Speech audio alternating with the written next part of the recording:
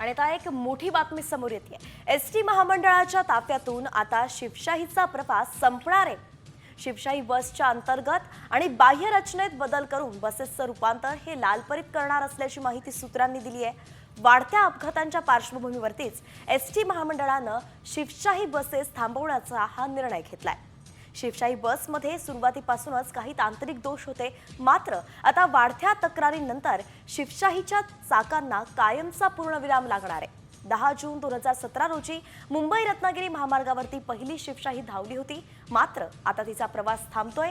शिवशाहीचं रूपांतर आता लालपरीमध्ये केलं जाणार आहे। तर नेमकं का बंद होणार आहे शिवशाही? बसमध्ये पहिल्यापासूनच काही तांत्रिक दोष आढळून येत होते। बसच्या देखभाल दुरुस्तीकडे सुद्धा दुर्लक्ष केलं जात होतं। तर जास्त तिकीट दर, वाढते अपघात आणि नियोजनाचा अभाव ही देखील काही कारणं होती। ठेकेदार आणि त्यांच्या चालकांचीही मनमानी चालायची असं बोललं जातं। शिवाय प्रवासी तसंच एसटी कर्मचाऱ्यांसोबतही उद्धट वर्तन केलं जायचं। आणि या संपूर्ण कारणांमुळेच आता शिवशाही बंद होणार असल्याचं समोर येत आहे।